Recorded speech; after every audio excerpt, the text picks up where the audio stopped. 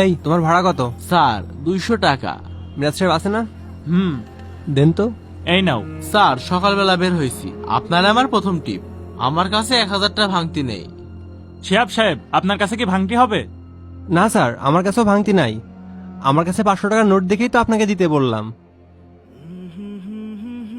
এই কেমনে রাখবা রাখো, আমাদের উপরে মিটিং আছে, তাড়াতাড়ি যেতে হবে, তাড়াতাড়ি ভাড়া রাখো। স্যার কেমনে রাখবো? সকালবেলা আশপাশে দোকানপাটও তো সব বন্ধ।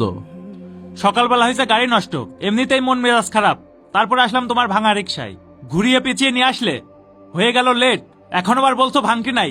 এটা কোনো কথা হলো?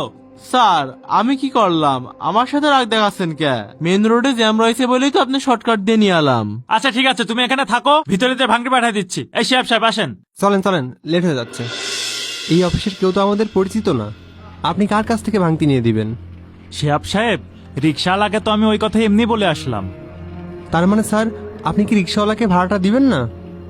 দিব না কখন বললাম? মিটিং শেষ করে যাওয়ার পথে যদি ওকে পাই তখন দিয়ে দিব, আর ততক্ষণে দোকানও খুলে ফেলবে।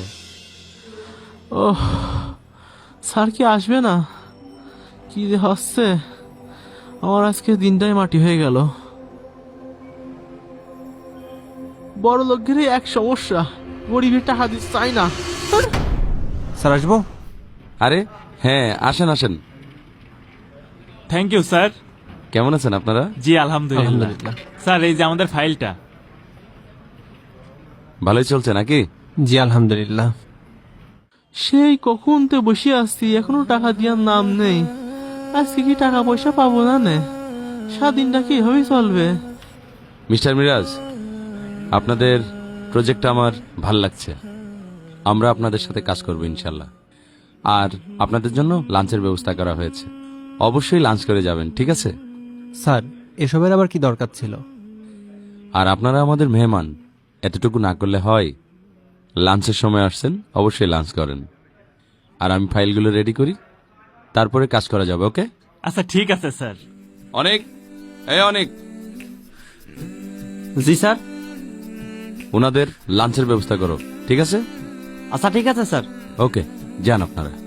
আপনারা আসুন আমার সাথে। ঠিক আছে, ঠিক Thank আছে, you, thank you sir. Sir. ধুর, বড় লোকরা যেন গরিবের কষ্টই বোঝে না। আর ভাল লাগছে না, যাতেও পাচ্ছি না, থাকতেও পাচ্ছি না।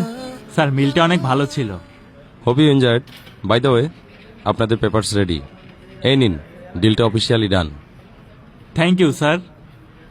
ঠিক আছে, আপনারা এখন আসতে পারেন।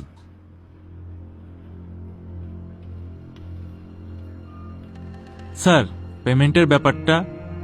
মিরাজ সাহেব, আজকে তো আমাদের ব্যাংকের লিমিট শেষ, আর আপনাকে আজকে টাকাটা দিতে পারবো না। আপনি নেক্সট উইকে আসেন।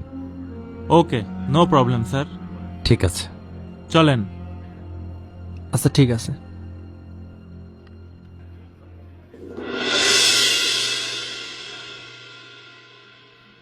মিরাজ সাহেব, আমরা এই সপ্তাহে একটু ঝামেলায় যাচ্ছি। হ্যাঁ, আপনি নেক্সট উইকে আসেন, বিলটা পেয়ে যাবেন।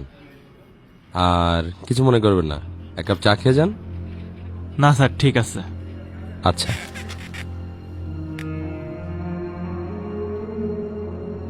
স্যার আর 7 দিন পর ফোন দিলাম, আপনি আবারও পেমেন্ট দিতে দেরি করছেন। এইভাবে তো সময় নষ্ট হচ্ছে স্যার। মিরাজ সাহেব, বিষয়টা একটু বোঝার চেষ্টা করুন। আমি একটু দেশের বাইরে আছি, দেশে এসে আপনার পেমেন্টটা দিয়ে দিব, ঠিক আছে? আচ্ছা ঠিক আছে স্যার। এটা সুন্দর করে কাজ শেষ করে আমার কাছে কালকের মধ্যে টেবিলে জমা দিবেন। স্যার। ওকে? জি স্যার। থামেন। ঠিক আছে? জি, স্যার। ওকে, আসো। কি জন্য বলছিলেন? সরি স্যার, বাট আপনি আমাকে এভাবে ইগনোর করছেন কেন? আমাদের পেমেন্টটা নিয়ে ঘোরাচ্ছেন, 1 মাস যাবৎ ঘুরতেছি, এভাবে ঘোরানোর কোনো মানেই হয় না। ইচ্ছে করেই আপনাদের পেমেন্টটা দিইনি। ইচ্ছা করে? আপনি ইচ্ছা করে আমাদের পেমেন্টটা আটকে রাখছেন, কিন্তু কেন স্যার? মানুষের প্রাপ্য সঠিক সময় বুঝে না দিলে কেমন লাগে সেটা আমি আপনাকে রিয়েলাইজ করালাম। আপনি যেদিন প্রথম আমার অফিসে আসলেন সেদিন রিক্সা এসেছিলেন, মনে আছে আপনার? রিক্সাওয়ালা আপনার কাছে 200 টাকা পেত, আপনি দিয়ে আসেননি। আপনি তাকে আশ্বাস দিয়েছিলেন টাকাটা ফেরত দিবেন, কিন্তু ফেরত দিতে যাননি।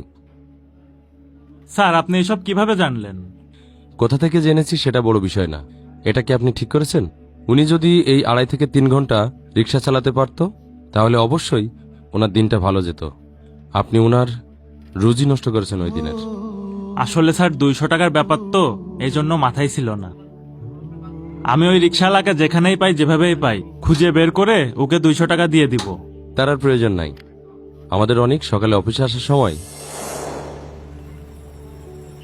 এই এখানে রিক্সা আসছো কেন? এটা কি রিক্সা কাজ জায়গা?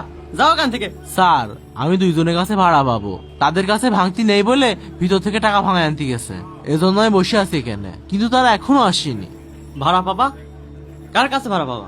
দুইজন স্যার একটু আগেই ভিতরে গেল, একজন হলুদ শার্ট পরা চিকন করে দাঁড়িয়ালা, আর একজন কালো কোট পরা কালো করে। কত টাকা ভাড়া পাবা? স্যার 200 টাকা পাবো। আমাকেই তো দিতে বলছিল। এই নাও। মিরাজ সাহেব, আপনাদের সাথে এটাই আমাদের শেষ ডিল, ঠিক আছে? আর এই নিন, এখানে 10 লক্ষ আছে, আর বাকি 10 লাখ আমরা আপনাদের ব্যাংকে দিয়ে দেবো আজকের মধ্যে ট্রান্সফার করে, ঠিক আছে? জীবনে যদি বড় হতে চান তাহলে নবীজির একটা হাদিস মনে রাখবেন, শ্রমিকের ঘাম শুকানোর আগে তার প্রাপ্যটা বুঝে দিবেন, ঠিক আছে? ওকে, আসতে পারেন। মানুষ তার জীবিকার তাগিদেই পরিশ্রম করে, তাই কখনো কারো পরিশ্রম নিয়ে হয়রানি করবেন না। মানুষের সঠিক প্রাপ্যটি সঠিক সময়ে বুঝিয়ে দিন।